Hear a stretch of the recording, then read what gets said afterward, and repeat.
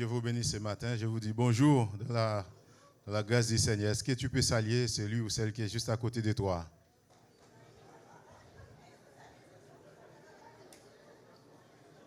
C'est biblique. Saluons-nous les uns les autres. Parfois, Dieu dit par un saint baiser.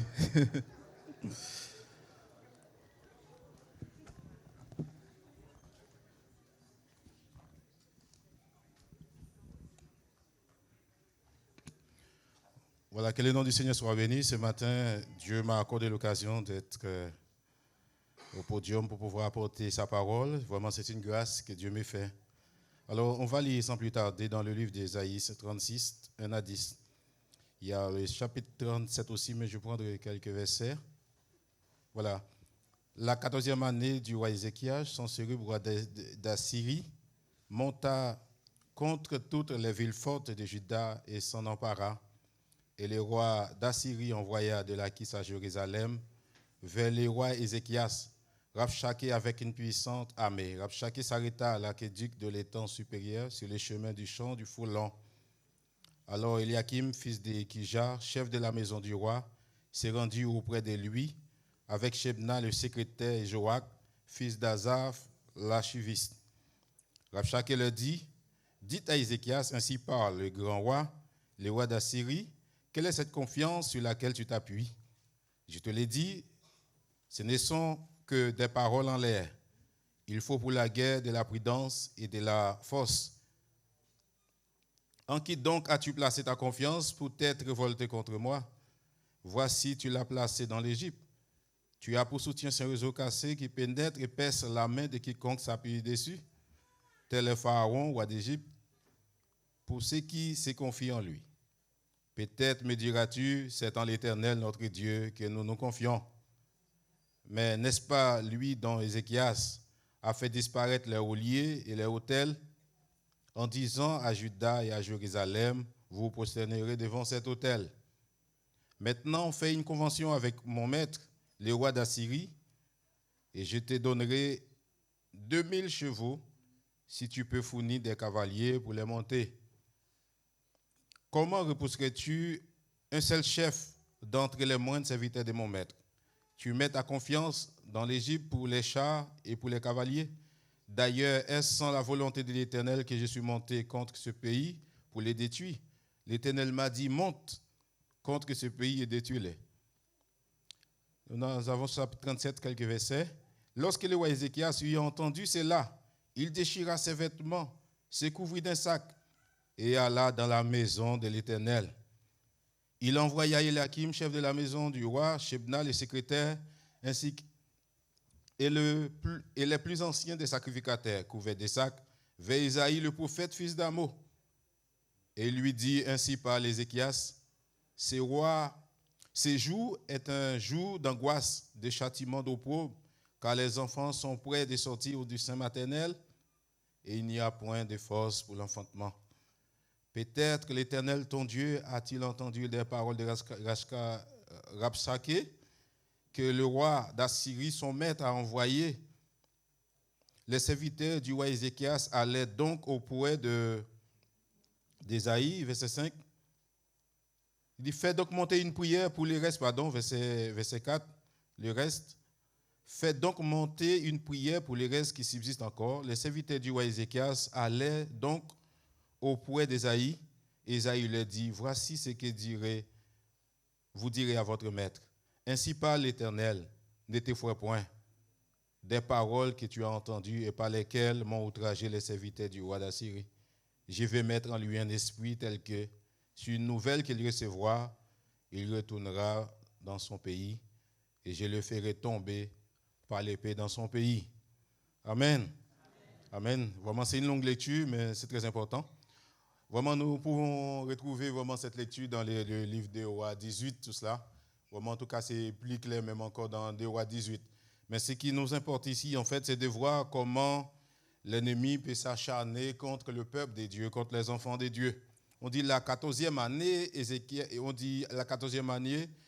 du roi Ézéchias, pendant qu'il régnait, le roi, vraiment, Sennacherib a envoyé vers Juda, vers Jérusalem. Vraiment, Rabshakeh, qui était vraiment en quelque sorte le chanson, il était le chef également. Il l'a envoyé pour pouvoir vraiment donner la pression contre le peuple des dieux. Ce que nous pouvons vraiment comprendre ici, en fait, ils viennent en quelque sorte vraiment de la Syrie. La Syrie, en quelque sorte, on parle vraiment de Ninive, en fait. Là, nous avons plus l'habitude de parler, d'entendre Ninive, parce que c'est la dernière capitale, en fait. C'est l'une des dernières capitales, Ninive, en fait, de la Syrie, tout ça. Ils viennent de beaucoup de kilomètres pour pouvoir attaquer le peuple de Dieu, pour pouvoir faire pression sur le peuple de Dieu, en effet, pour les empêcher de pouvoir faire quoi que ce soit. Mais en vérité, vraiment, qu'est-ce qui se passe vraiment dans le cœur, dans la tête vraiment du roi Senchérib? Vous savez, vraiment, à cette époque, les gens voulaient étendre leur hégémonie, leur influence. Jusqu'à présent, ça arrive. Vraiment, leur influence, ils étaient obligés vraiment d'aller pour pouvoir accaparer, pour pouvoir prendre vraiment les terres des autres, pour pouvoir vraiment dominer vraiment les autres. C'est ce qui s'est passé, vraiment. Alors, ils vont donner la pression contre le peuple de Juda, contre Ézéchias. Ézéchias a eu peur. Ézéchias a eu peur. Mais j'aime bien vraiment ce qu'Ézéchias lui-même a fait. Ézéchias a compris qu'il fallait vraiment aller vers Dieu, qu'il fallait consulter l'Éternel. J'aime bien aussi ce qu'Ésaïe a dit. Ésaïe, il a envoyé aussi Ésaïe et ses chefs, en fait, ses principaux sacrificateurs, les chefs qu'ils avaient vraiment vers le prophète Ésaïe pour consulter l'Éternel. Ça, c'est merveilleux, en effet. Vraiment, j'ai dit, vraiment, c'est vraiment des stratégies très importantes. Et sans plus tarder, je ne vais pas m'attarder vraiment par rapport à cela, vraiment par rapport à la datation, tout ça, ce n'est pas le plus important pour nous. Mais ce qui est important, je vais passer vraiment au premier point qui dit, au milieu de la pression et de la frayeur, garde ta confiance dans le Seigneur. Au milieu de la pression et de la frayeur, garde ta confiance dans le Seigneur. Ces deux éléments dont je viens de soulever m'interpellent énormément. Le verset 1 à 2. On dit vraiment, ils viennent, pendant qu'ils donnaient des pressions contre le peuple, qu'ils voulaient s'accaparer vraiment de leur pays. Et vraiment, Ézéchias a entendu cela. Quand il a entendu cela, il a déchiré ses vêtements. Il a déchiré ses vêtements. Il va dans la maison de l'Éternel. Pourquoi faire? Il a entendu des pressions. Il a entendu l'ennemi parler. C'est les stratégies qu'il avait. C'est d'aller consulter l'Éternel. Le recours qu'il avait, d'aller consulter l'Éternel. Il est allé prier, chercher la face du Seigneur par rapport à l'ennemi qui est déjà à la quisse, vraiment devant les portes, vraiment dans leur pays. Ils invoquaient l'Éternel. Il invoquait l'Éternel. Et en plus, la deuxième chose, c'est qu'il va consulter les prophètes d'Ésaïe. C'est important, vraiment, de pouvoir le faire, en effet. Aujourd'hui, peut-être nous oublions vraiment ce genre de choses qui se pratiquaient dans l'Ancien Testament, mais c'est très important ici. Il va chercher le secours de l'Éternel dans la maison de l'Éternel et demander l'aide du prophète. Alors, c'est vraiment important ici. Quand l'ennemi t'attaque comme Ézéchias, c'est important vraiment de consulter l'Éternel, de chercher la face du Seigneur pour savoir son intention, qu'est-ce qu'il va faire, qu'est-ce qu'il veut faire. Parce que nous ne pouvons rien contre l'ennemi. Quand l'ennemi s'élève justement pour tyranniser, pour dominer, pour terrasser. Nous ne pouvons rien contre l'ennemi. Nous avons notre secours, c'est notre Dieu qui peut faire quelque chose, qui peut intervenir. C'est pourquoi je pourrais dire en quelque sorte, ne te laisse pas dans la frayeur, ne te laisse pas envahi par la frayeur, par la peur. Ne te panique pas, parce que notre Dieu est un Dieu responsable, un Dieu qui est capable. Lorsqu'il voit vraiment les manigances de l'ennemi, les attaques de l'ennemi, il regarde, il voit. Mais parfois Dieu regarde également notre intention. Qu'est-ce que nous faisons face aux attaques de l'ennemi? Nous pouvons faire appel à notre maître. L'ennemi s'acharne parfois contre les peuples de Dieu, contre les enfants de Dieu. Mais je pourrais dire vraiment, n'abandonne pas, consulte Dieu. Va vers ton Dieu. En effet, si l'ennemi t'attaque, ne baisse pas les bras. Continue ton chemin avec ton Dieu, avec le Seigneur. Parfois, comme nous pouvons le voir, ce n'est pas suffisant vraiment de pouvoir prier seul. Nous avons besoin du concours des autres. Nous avons besoin de l'aide des autres. Nous avons besoin de renforts. Nous avons besoin des compagnons de genoux. Consulte Dieu si tu es serviteur de Dieu face à l'attaque de Satan. Dieu place des serviteurs et des prophètes pour pouvoir t'aider à surmonter les obstacles. Dans l'ancien temps, consulter Dieu était quelque chose vraiment qu'on faisait, qu'on pratiquait en tout cas. Vraiment, nous avons besoin de consulter Dieu. Il y a quelque chose qui m'interpelle aussi dans le livre de Chroniques 20, 1 à 4. Josaphat a fait quelque chose. C'est les stratégies que Dieu lui a données. De verset 1 à 4, Josaphat voyait que les fils de Moab et d'Ammon et avec eux des Ammonites, des Moanites, marchaient contre Josaphat pour lui faire la guerre contre son pays. Alors Josaphat avait compris qu'il fallait consulter l'Éternel. Non seulement il a consulté l'Éternel, Josaphat est allé également consulter tout le peuple pour prendre vraiment des jours, des moments de jeûne et de prière, parce qu'il ne pouvait rien faire. Il savait que l'Éternel était de leur côté, pouvait à tout moment intervenir et changer la donne, changer les choses. Josaphat se disposa à chercher l'Éternel et il publiera un jeûne pour tout Juda. Ça, c'est merveilleux, mes bien-aimés. Ça, c'est une exhortation encore ce matin pour chacun de nous qui rencontre des difficultés, qui rencontre des problèmes, qui ne savons pas quoi faire. Alors, vraiment, ces textes nous interpellent pour dire vraiment, il faut chercher l'Éternel. Quand on est tourmenté, on est dans la dépression, on est dans les problèmes, les conflits, on a besoin de consulter l'Éternel. Nous avons besoin de nous confier en l'Éternel. J'aime bien dans ces versets vraiment dont il a parlé, surtout le verset 20, Josaphat a dit quelque chose, vraiment, lorsque vraiment, il était avec les peuples. Il s'est mis en marche dès grand matin pour le désert de Tekoa. Pour de Tekoa. Tekoa, vraiment, on pourrait vraiment parler vraiment des endroits ici de la Cisjordanie, tout cela. À l'aide de pas, Josaphat se présenta et dit, écoutez-moi, Juda et habitants de Jérusalem, confiez-vous en l'Éternel, votre Dieu, et vous serez affermis. Confiez-vous en ses prophètes, et vous réussirez. Ça, c'est merveilleux, en effet. J'aimerais bien dire, en effet, ce matin, nous pouvons en tirer des leçons vraiment morales par rapport à tous ces passages. Nous avons besoin de faire confiance par rapport à tous les bien-aimés que Dieu place devant nous. Nous avons besoin de les faire confiance pour pouvoir vraiment réussir. Parce que si Dieu nous a placés quelque part, c'est pour une raison. Nous ne pouvons pas vraiment passer outre, en effet. Nous ne pouvons pas gérer nos problèmes seuls, alors que Dieu a mis tout à notre disposition. Nous avons besoin de voir, vraiment de consulter l'Éternel, voir ses serviteurs également. Parfois, les choses nous dépassent. Nous ne pouvons pas garder ces choses pour nous seuls.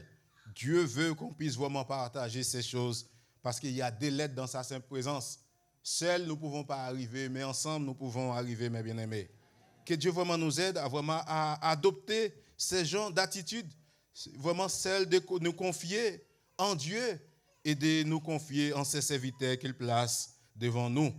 Dieu est bon pour chacun de nous et Dieu n'oublie personne. Dieu ne rejette personne. Nous avons besoin de son aide et l'aide de ce qu'il a placé. Faisons les services ensemble. Josaphat avait compris qu'il fallait vraiment faire les services avec le peuple. Ézéchias avait compris qu'il fallait consulter l'Éternel et demander de l'aide du prophète. Et le prophète, vraiment en quelque sorte, c'est celui qui pourrait vraiment apporter un éclairage parce que les prophètes étaient dans la présence du Seigneur. Combien de fois nous cherchons la face de Dieu? Combien de fois nous invoquons Dieu lorsque les choses ne vont pas? Lorsqu'il y a les problèmes dans notre famille, est-ce que nous consultons Dieu? Est-ce que lorsque l'ennemi vient nous s'acharner sur nous, nous attaquer, est-ce que nous consultons notre Dieu? Alors, dans ces combats que nous pourrons avoir, nous avons besoin vraiment d'invoquer le Seigneur. Comme il a dit, celui qui invoque son nom sera sauvé. N'utilise pas vraiment notre force charnelle, vraiment ni les âmes charnelles. Proclamons ce que Dieu dit.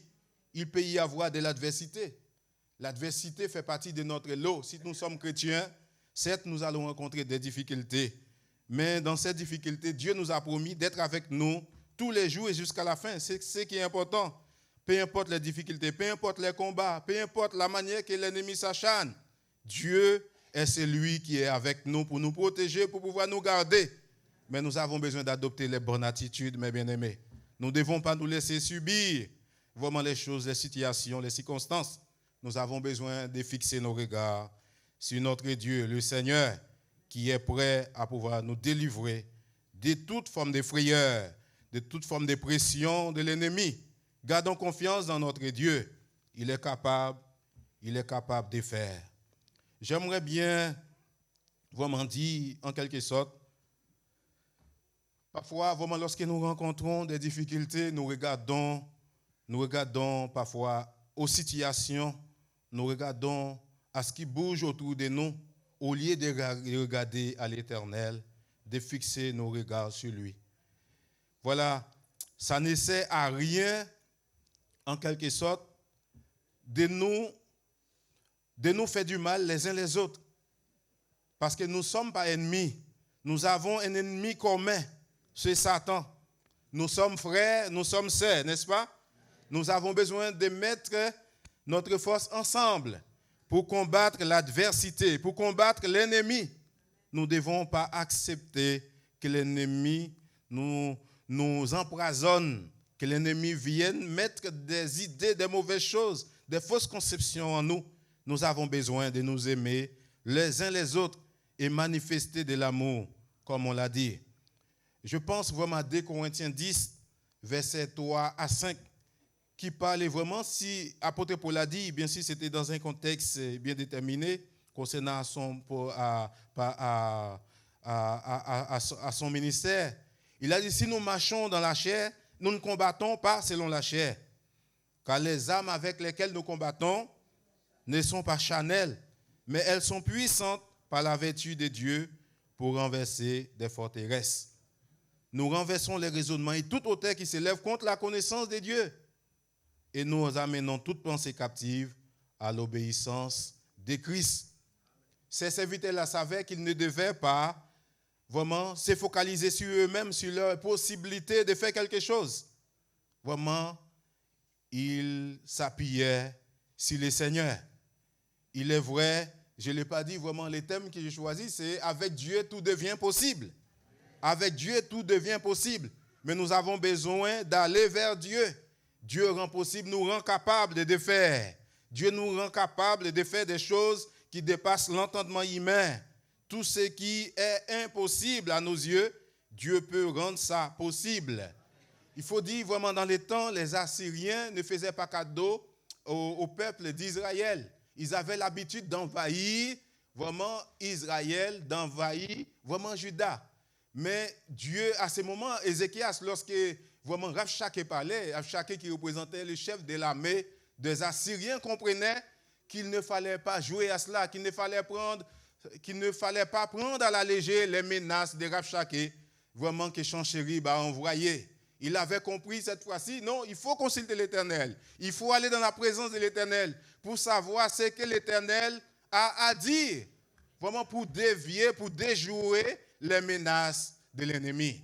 Nous avons besoin de déjouer les menaces de l'ennemi, mais comment nous pourrons déjouer les menaces de l'ennemi? C'est avec l'aide de Dieu. Vraiment, en ce qui concerne les stratégies, l'ennemi emploie des stratégies. Moi, par rapport à la parole dans le livre des 1 Chroniques, en fait, le premier chapitre des 1 Chroniques, nous avons vraiment David, lorsqu'il rencontrait des difficultés comme ça, il devait même attaquer l'ennemi. Dieu lui donnait des stratégies, les stratégies à employer pour attaquer l'ennemi. Mais maintenant, pour Ézéchias, ce n'est pas Ézéchias qui va attaquer l'ennemi, c'est l'ennemi même qui vient pour attaquer. Mais en même temps, l'ennemi donnait des paroles doucereuses pour dire vraiment, alors si toutefois tu acceptes de se soumettre à mon maître, on va te donner 2000 chevaux. Si tu pourrais avoir des cavaliers pour les monter, tout cela, il leur a offert, en tout cas, des privilèges, des choses, etc. En même temps, il parlait vraiment des déportations. Il va les déporter pour aller dans leur pays. Quel pays qui va accepter une telle offre? En effet, la domination vient piétiner. Non, les enfants de Dieu n'acceptent pas d'être piétinés par Satan, par l'ennemi. Les enfants de Dieu acceptent simplement de faire la volonté de Dieu et marcher avec Dieu et en même temps renverser les œuvres de Satan au nom de Jésus-Christ. Amen. Et Dieu nous a appelés justement, en tant que peuple, à dominer, à renverser les œuvres de l'ennemi. Parce que l'ennemi, son seul but, la stratégie par exemple qu'il a employée, vraiment contre le peuple de Dieu, ça a perdu, ça continue encore. L'ennemi emploie des stratégies, des stratagèmes pour pouvoir nous dominer, pour nous empêcher d'aller vers Dieu, pour nous empêcher d'avoir notre confiance en notre Dieu, n'est-ce pas? Mais nous devons dire non à Satan, nous devons refuser Satan, les pensées de Satan, peu importe les offres que l'ennemi nous fait, au nom de Jésus-Christ, nous refusons. Nous déclarons que Jésus-Christ est venu pour nous sauver, n'est-ce pas? C'est vraiment merveilleux, mes bien-aimés, ce que Dieu peut faire dans une vie. Dieu est capable de faire quelque chose. Oui, malgré que nous marchons avec Dieu, nous pouvons rencontrer des difficultés. Satan peut nous accuser, on peut mentir sur nous, on peut nous maltraiter. Vraiment, il y a le passage dans 2 Timothée 3, vraiment 12, en fait, qui dit « Tous ceux qui veulent suivre Jésus-Christ pieusement seront persécutés. » Qui persécute? C'est Satan qui persécute. Son but, c'est de dévorer, c'est de détruire, c'est d'égorger. Nous comprenons bien le plan de Satan, mes bien-aimés. Mais nous devons vraiment invoquer le nom de l'Éternel, demander à Dieu son secours, son aide. Et Dieu interviendra certainement. Dans le Nouveau Testament, nous voyons à maintes reprises où Dieu même nous avait déjà averti que l'ennemi allait nous attaquer. Dans Jean 7:33, il a dit « Je vous ai dit ces choses afin que vous ayez la paix en moi. Vous aurez des tribulations dans ce monde, mais prenez courage parce que j'ai vaincu le monde. » Dieu l'a déjà fait. Mais l'ennemi, c'est comme des mouches en fait qui voient du sang. L'ennemi va partout. Vraiment, il y a des choses, etc. Il attaque les enfants de Dieu. Vraiment, l'ennemi ne lâche pas, en effet. L'ennemi, vraiment, c'est un ennemi qui est comme des mouches, en effet, pour pouvoir attaquer, empêcher les enfants de Dieu de pouvoir les suivre. Il sait déjà vraiment que son jour arrive. Et il veut à tout prix nous empêcher de faire l'œuvre de Dieu. Et j'aime bien, en fait, en même temps, j'ai pensé au passage de Actes 16. Actes 16, quand nous regardons le livre de Actes 16, il y a Paul et Silas. Plus précisément, on peut prendre des versets 25 à 26. Lorsque vraiment on les a arrêtés, Hérode prenait plaisir. Quand nous voyons Hérode, nous voyons Satan qui est derrière. Prenait plaisir à maltraiter le peuple de Dieu. D'ailleurs, vraiment, dans le chapitre 12, nous voyons Jacques qui était frappé parce que vraiment Hérode voulait faire plaisir au peuple. Ils ont tué Jacques. Après, ils ont arrêté Pierre. Mais l'Église nécessaire de prier, de chercher la face de Dieu pour Pierre. Et Dieu, de manière miraculeuse, a délivré Pierre de la prison. N'est-ce pas? Mais maintenant, là, dans Actes 16, nous voyons vraiment à Paul et Silas. En effet, ils ont arrêté Paul et Silas. Mais Paul et Silas ne baissaient pas les voix. Il y a des stratégies, mes bien-aimés, que Dieu donne, c'est extraordinaire. Paul et Silas allaient dans la présence du Seigneur. Paul et Silas commençaient à invoquer Dieu. Pourtant, on les a enchaînés. Mais ils savaient qu'il fallait s'appuyer sur Dieu, n'est-ce pas? Ils loueraient Dieu dans la prison. C'est de la folie. Ils loueraient Dieu dans la prison, mais c'est pendant qu'ils loueraient Dieu, vraiment, l'ange est descendu. L'ange a brisé les chaînes. Vraiment, l'ange a brisé les chaînes et ils ont été complètement libérés. Amen. Ce matin, Dieu est capable de faire parmi nous la libération totale. Peu importe le domaine, Dieu peut te libérer. J'aime bien, mais Dieu peut te donner des stratégies. Dieu peut te libérer comme ça en priant, en louant. Dieu peut te dire de faire quelque chose. Dieu te libère. Dieu sait comment libérer son peuple. Ce qui est extraordinaire, c'est que Dieu est capable de faire. Ne pense pas que Dieu t'a oublié, tu es mis du côté. Ce n'est pas parce que tu souffres que Dieu t'a oublié. Dieu est celui qui est toujours près de tous ses enfants, surtout de ceux qui crient à lui. Amen. Crions à lui. C'est merveilleux. On dit tout à coup, il fit un grand tremblement de terre. Dans Actes 16, je suis, de terre en sorte que les fondements de la prison furent ébranlés. Au même instant, toutes les portes s'ouvrirent. Les liens de tous les prisonniers furent rompus. Vraiment, c'est merveilleux. Parfois, la louange est un moyen vraiment que nous devons utiliser. De toute façon, la louange est très, très efficace. Comme on l'a vu, là, vraiment, Dieu nous a bénis au travers de la louange de nos bien-aimés. Je dis merci Seigneur vraiment pour cela. Ces hommes connaissaient qui était leur Dieu. Ils gardaient confiance en leur Dieu. Ils ne baissaient pas les bras parce qu'ils rencontraient des difficultés. Alors l'Éternel les a enlevés de la frayeur. L'Éternel les a enlevés de la prison.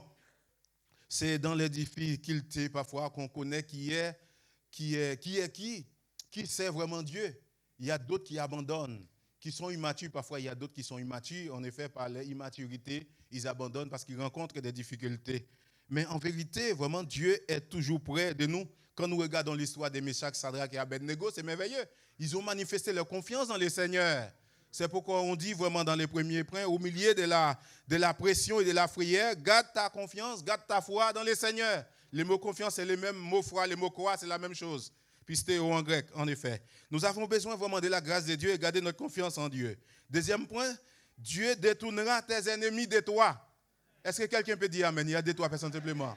Dieu détournera tes ennemis de toi. Ézéchias, dans Ésaïe 37, 8 à 13, on dit Rabshakeh s'était retiré, t'ouvra les rois d'Assyrie qui attaquaient Libna, car il avait appris son départ de Lachis.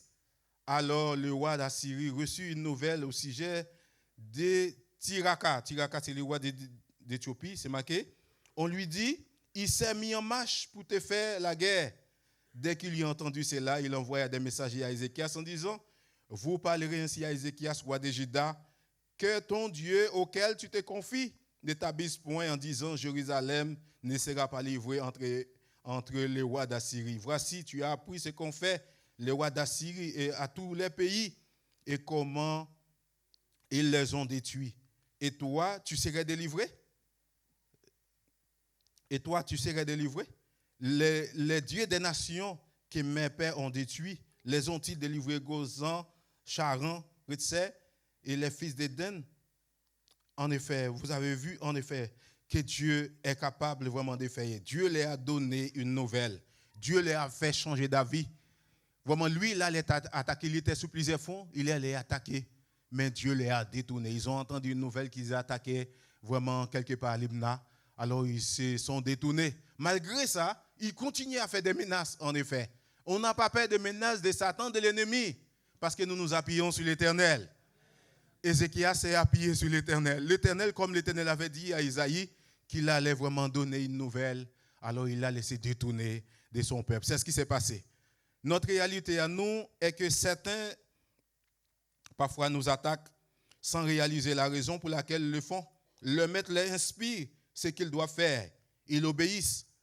Mais notre Dieu les connaît et les met en déroute. Satan attaque toujours les enfants de Dieu. Si nous nous tenons à ce que Dieu dit dans sa parole, on aura un autre regard sur la persécution, sur les attaques de l'ennemi. Nous allons pouvoir attaquer, comment consulter l'Éternel. Ah, c'est vraiment merveilleux. Ils ont reçu une mauvaise nouvelle. Ils se sont détournés de les enfants de Dieu. Tes ennemis entendront une mauvaise nouvelle. Ils vont se détourner de toi parce que l'Éternel est avec toi. Parce que tu es la prunelle vraiment des yeux de l'Éternel. Amen. Dieu veut te chérir, veut te garder dans ses bras. Dieu ne donne pas sa gloire à un autre concernant son enfant, concernant sa fille, concernant son fils. Parce que tu es précieux, tu es précieuse aux yeux de Dieu. Amen. C'est merveilleux. J'aime bien quand je parle vraiment de ces choses-là. Dieu sait comment détourner, en effet. Dans Sophonie 3, 15, il dit, l'Éternel a détourné tes châtiments. Il a éloigné ton ennemi. Le roi d'Israël, l'Éternel est au milieu de toi. Tu n'as plus de malheur à éprouver. Amen. C'est une parole d'espérance. Est-ce que vous êtes là avec moi? Tu n'as plus de malheur à espérer. Dieu te délivrera. Dieu viendra à ton secours. Tu n'as plus de malheur à éprouver. Ton ennemi, Dieu va l'éloigner. C'est ce que Dieu a fait. Dieu a éloigné l'ennemi qui donnait pression au peuple d'Israël. Dieu les a détournés de leur idéologie, de ce qu'ils avaient pensé faire au peuple d'Israël. Amen. On te cherche pour te faire la guerre. On te cherche pour te faire du mal. Mais reste tranquille. Dieu viendra à ton secours. Il détournera tes ennemis. Ce n'est pas la première fois que Dieu l'a fait. Dieu avait l'habitude de le faire. J'aime bien vraiment en parlant des stratégies que j'ai soulevées tout à l'heure. C'est dans Psaume 34, verset 1er, j'ai vu, vraiment c'était extraordinaire en fait. On dit vraiment lorsque le roi David était en face d'Abimelech, Abimelech qui voulait l'attaquer, David, c'est les stratégies que Dieu lui avait données. Vraiment, chacun de nous, Dieu peut nous donner une stratégie en fait. David faisait quoi? David faisait comme s'il était fou. Il fait semblant d'être fou parce qu'il voit l'ennemi ne peut rien faire. C'est les stratégies que Dieu lui a données. Dieu l'a sauvé. Après, dans le psaume 34, il va raconter, il va remercier le Seigneur qui l'a délivré de ses ennemis, en effet. Ce n'est pas facile lorsqu'on est face à l'ennemi, lorsque nous sommes dans la guerre. Ce n'est pas facile. Mais avec Dieu, nous aurons toujours la victoire parce que nous sommes dans le bon camp. J'aime bien vraiment les chants qui disent vraiment, nous sommes dans le bon camp, en fait, du bon côté. Nous sommes dans le bon côté, du bon côté, parce que Dieu est avec nous. Il faut savoir, un jour, Satan sera définitivement repoussé et condamné. Ce n'est qu'une question de temps. Nous qui sommes chrétiens, prenons courage. Notre Sauveur mettra fin au règne de Satan. Dieu te délivrera de tes ennemis. Mais pour l'instant, nous sommes encore sur terre. Il y a des combats. Dieu sera toujours avec nous. Il faut parler en parlant de la délivrance. Troisième point, c'est Dieu délivre son peuple. Dieu sait délivrer son peuple de la barbarie, du danger, des attaques. C'est lui qui prétend être le grand roi, comme le roi Sanchérib, vraiment qui a attaqué le peuple de Dieu, va être dans la défaite parce que Dieu s'est levé. Et quand Dieu s'élève, Satan est terrassé. Amen. Dieu s'est levé pour son peuple. On dit vraiment dans le verset 36 du chapitre 37, l'ange de l'Éternel sortit et frappa dans les camps des Syriens 185 000 hommes. Et quand on s'éleva le matin, voici, c'était tous des corps morts. Alors Sanchérib, roi d'Assyrie, leva son camp, partit et s'en retourna, et il resta à Ninive. Or, comme il était prosterné dans la maison de Nisroch, son dieu, Adramélec et Charester, ses fils le frappèrent par l'épée et s'enfuit au pays d'Arara. Et Ézer-Ardon, son fils, régna à sa place. Vous avez vu? Il ne faut pas chercher l'Éternel. Il ne faut pas combattre le peuple de Dieu, l'Éternel. Quand on combat un enfant de Dieu, on combat l'Éternel lui-même. L'Éternel leur a donné leurs sanctions, des punitions, des sévères punitions, parce qu'ils se sont attaqués au peuple de Dieu. Il y a quelque chose que nous pouvons voir maintenant, mes bien-aimés. C'est quand nous regardons le livre d'Exode, dans l'histoire que vous connaissez, en effet, lorsque Dieu a dit au peuple d'Israël de se mettre devant la mer Rouge, on voit comment Dieu a fait. Et en même temps, on a dit vraiment, mais le pharaon, en fait, et son peuple, en fait, les gens qui étaient venus, vraiment, ils étaient engloutis parce que Dieu avait fait un chemin pour son peuple. Dieu fera toujours un chemin pour nous. Dieu fera toujours quelque chose. Justement, dans Somme 114 et à 116, en fait, on voit vraiment en ce qui concerne la sortie du peuple d'Égypte, dans Somme 114, si je pourrais prendre vraiment quelques versets, surtout dans la version parole par parole de vie, nous pourrons toutefois voir cela. C'est important ce que Dieu a fait. Et l'auteur ici a mentionné quelque chose de très important, la louange à l'Éternel. Vraiment, c'est comme une forme de poème dans Somme 114. On va lire quelques versets. Il y a que verset 8, qui dit « Quand Israël sortit d'Égypte, quand la maison de Jacob s'éloigna d'un peuple barbare, Juda devint son sanctuaire, Israël fuit son domaine, la mer le vit et s'enfuit, les Jourdains retournèrent en arrière, les montagnes sautèrent comme des béliers, les collines comme des agneaux.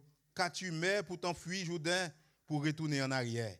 Qu'avez-vous montagne pour sauter comme des béliers, et vous, collines, comme des agneaux? Tremble devant les seigneurs, ô terre, devant les dieux de Jacob, qui change le rocher en étang, le roc en source d'eau. C'est merveilleux ce que Dieu fait. Ça, on est en train de parler de la délivrance du peuple de Dieu. C'est la même chose que Dieu fera pour toi. Dieu va te délivrer. Tu auras des chants d'allégresse. Tu vas chanter la gloire de Dieu parce que Dieu est intervenu en ta faveur. Il y a Josué 1,9 qui dit « N'ai-je pas donné cet ordre? Fortifie-toi et prends courage, ne t'effraie point.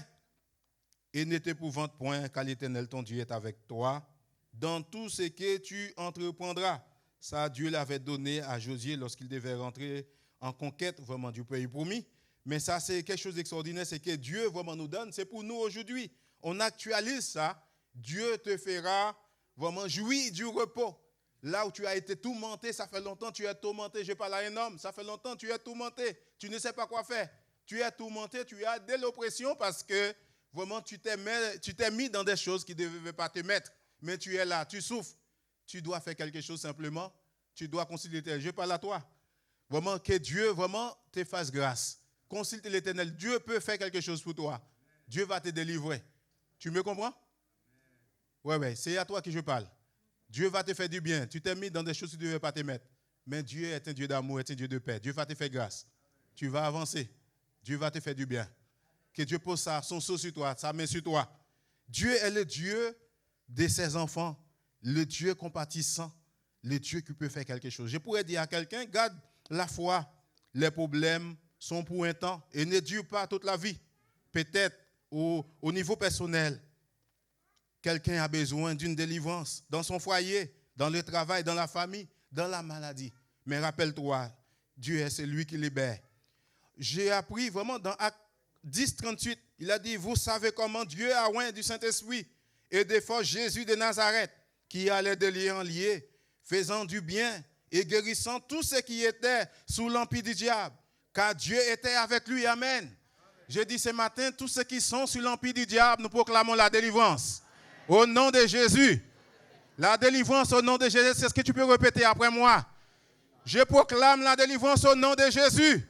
Est-ce que nous pouvons nous mettre debout, mes bien-aimés? Mettons-nous debout. Nous proclamons la délivrance au nom de Jésus. Que tout esprit impie qui tourmente mes frères, qui tourmente mes sœurs, au nom de Jésus, je proclame la délivrance. Je proclame la liberté au nom de Jésus. Sois libre, sois libre, sois libre, sois libre au nom de Jésus-Christ. La victoire est dans notre camp, de notre côté. Jésus est merveilleux, il le fait toujours.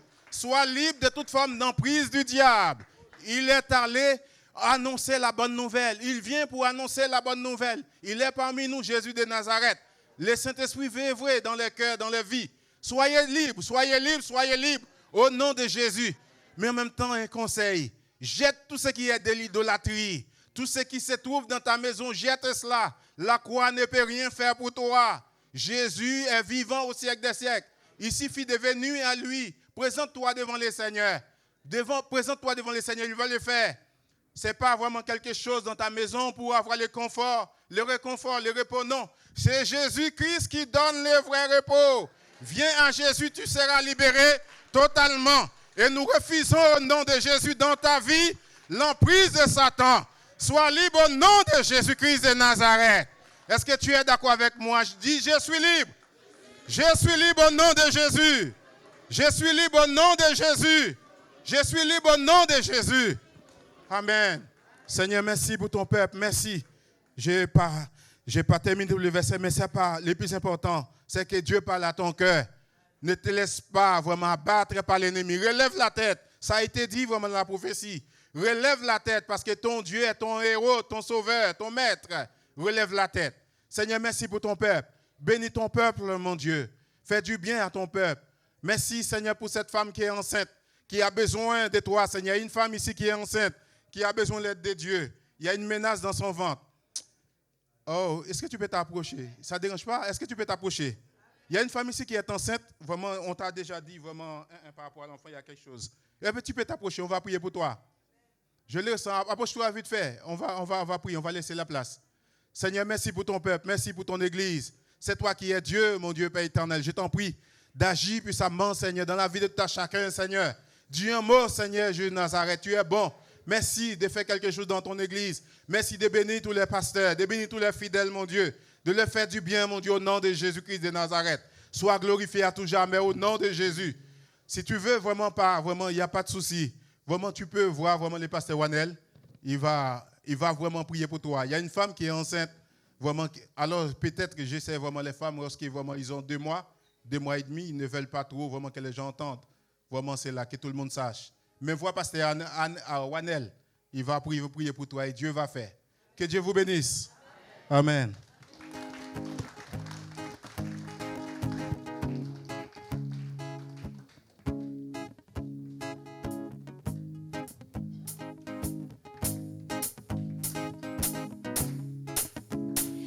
Avec Dieu, nous ferons des exploits, car c'est lui seul qui écrase l'ennemi. Chantons et crions la victoire.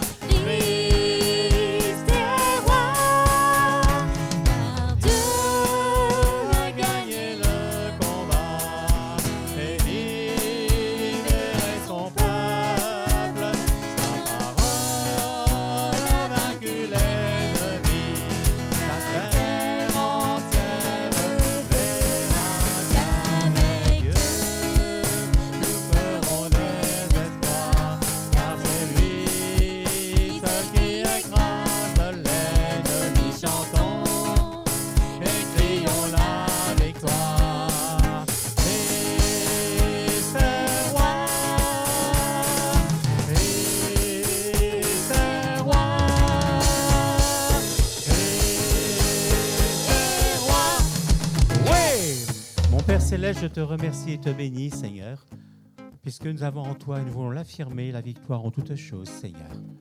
Que c'est toi, Seigneur mon Dieu, qui conduis toutes choses et que nous n'avons rien à craindre si nous restons dans ta main de bénédiction. Mon Dieu, bénis ma sœur et mon frère ce matin.